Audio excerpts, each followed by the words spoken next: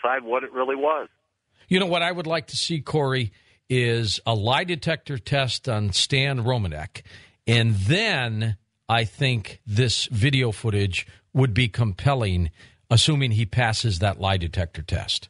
I think that would be very interesting. I have to say, going in to this, there were a lot of media people that were invited to this. We weren't really sure what we were going to see. Jeff Peckman says this is one piece of evidence after sitting through 2 to 3 hours of seminars with Stan Romanek.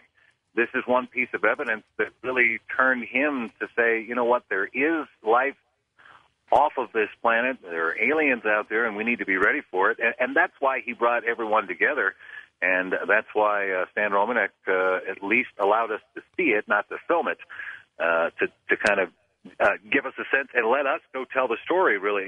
Jeff Peckman said, I would like you to do it as professional as possible, but tell the story, and maybe we get more people to discuss this, and all of that to help drive the petition drive that he has going. What's your gut tell you, Corey, about that footage?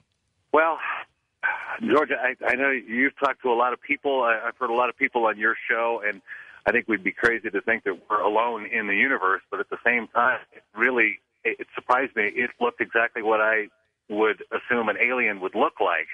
It looked like the old photos of the alleged Roswell aliens that were found, the slender body, although we didn't see much of the body, but the elongated face and the large cranium and the big bug eyes. It looked exactly what I always thought an alien looked like. It's amazing that that type of alien would actually peep through a window. And if you have that kind of technology, I'm curious, if you're able to travel between planets, don't you have a better way of gathering information as opposed to peeping into windows? We've got a strange alien on our hands, Corey. Absolutely. Hey, thanks, everybody at KHOW for us, would you? I will do that. It's good to talk to you. All right, it's Corey Lopez out there at KHOW, our affiliate in Denver, Colorado. Well, when we come right back, Paola Harris, she investigates extraterrestrials and UFOs. We're going to get her take on this story next on Coast to Coast AM. Paola Harris, she's a photojournalist and investigative reporter in the field of extraterrestrial-related phenomena and research. She has studied the phenomena since 1979 on personal terms with many of the leading researchers in the field. Dear friend of Richard Hoagland, whom you just heard. Paola has interviewed many top military witnesses concerning their involvement in the government truth embargo, and here she is. Paola, thanks for coming on. How are you? I'm good. You caught me in the mountains of Crestone, Colorado here. You guys found me up here. We never know. Yeah, this is where Stephen Greer does his CSETI trainings, and I got away to do a little bit of meditation in the deep mountains of Colorado. Well, tell me a little bit. Have you been following this story? Have you seen any of this footage of this? I sure have. Strange. George. What do you think, Paula? Give me your take. Let me tell you, first of all, I have known Stan Romanek for over 4 years. His story is absolutely amazing. It's one of the best abductee stories because it's not just about the footage. Stan has all kinds of things happening to him that, an abductee has. For instance, he's found himself outside of his house when the door is locked. I mean, he's been abducted for years. His first sighting was around 2001. He photographed an incredible UFO near Red Rocks. It was on the show, I think it was Entertainment Tonight, when I first saw that film footage of the UFO, which is fairly close. I was astounded. And these beings that deal with Stan are following him around constantly. It's just that, 4 years ago I did an interview with him, and Stan has a lot of he has a great deal of proof. He has a lot of information, but he hasn't wanted to release it. It's amazing that now he's releasing this one piece of film footage that I have seen. I've seen it 4 times. And so you've seen the motion of whatever this creature is. Yes, but let me add another thing that maybe you don't know, but other people that have seen him speak know. He has 2 separate film footages of graves. He has 2, not just one. He showed one. Here, the one that he showed was the little creature that looked in the kitchen window. All right, that's the one he talked about on Coast to Coast last night. Okay. That's right. And that, to me, when I saw it, I had a reaction to it because it's very definitely not a hoax. I can't imagine how he could have ever made that. His reaction is on the camera as he's filming it, and he's pretty startled. You can hear him say, you can hear his reaction, and the being is looking in curiously.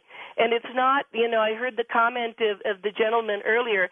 He's had all kinds of inside home, abduction experiences too. It isn't just that the being is looking in his house. He's had Stan has had all kinds of amazing things happening to him. I believe that the footage is real. I think it's one of the most startling abduction cases ever, and I'm encouraging Stan to come forth with his entire case because I think it helps us researchers. That's one piece of film footage.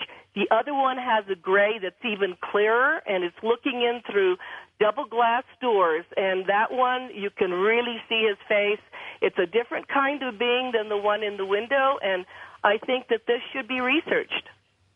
Well, I've got to tell you, the picture we've got posted at coasttocoastam.com, Paula, to me, now I don't see the video, I just see the still, looks like a cutout stuck on from the other side. But yeah, if moves. If you say you see it moving, then I believe you.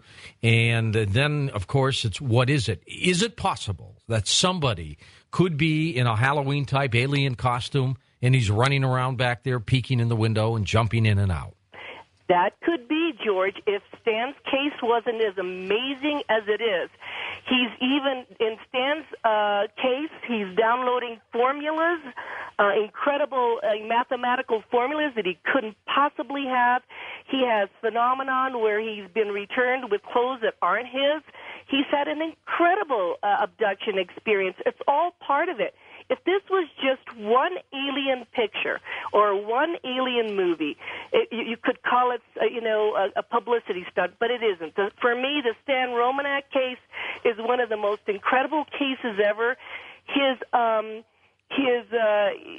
been hypnotized, or he's done regression with Deborah Lindemann and Leo Sprinkle, two amazing people in the field who find him credible. And they are colleagues, and they find that case credible. When you put it all together and you see his whole entire case, it's all part of the case. In other words, it's not an isolated alien that's looking in the window. He was given a movie camera because of all the other things that had happened to him, and this movie camera helped capture what was happening to him. I mean, he had these things happening to him, but his luck is that he was able to capture it on video. This has been going on in Stan's life for between 4 and 5 years, and his video footage of UFOs is just as incredible.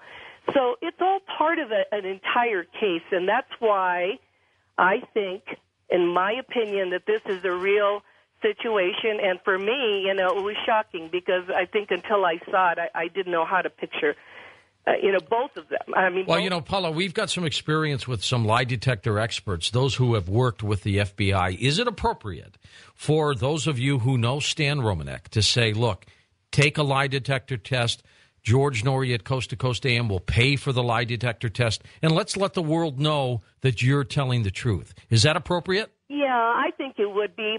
Remember something, though, George, I think it would be appropriate, and I think Stan would do it. I have been very good friends with Travis Walton, who all right, hold on right there. Hold on right there, Paula. I want you to pick that up from the Travis Walton case as well. We'll be right back. Well, I'm doing Sunday's Coast to Coast program as I do the first Sunday of every month, but the person who does every Saturday, none other than Ian Phineas Punnett. Hello, Ian. I love that. That's so much more interesting than my real name. That is not bad. It's not a bad air name for you. Take it. It's all yours. I may have to go with Phineas. I wish I'd thought of that before. I would have named one of my kids that. That's great. Your ratings are high, but it's guaranteed to give you 2 more points, no doubt. The Phineas, you're right. Hey, what's up this weekend? Does that alien still image, does that settle it for you, George? I know you had Peckman on last night. I'm not sure. I'm not sure. I want us. We're going to pay for this. Yeah. You're going to put some money in the little hat. We're going to get a lie detector test, and I'm going to offer it to Stan Romanek, who's a nice guy, right. and he's very credible. But you know what? Take the test, pass it,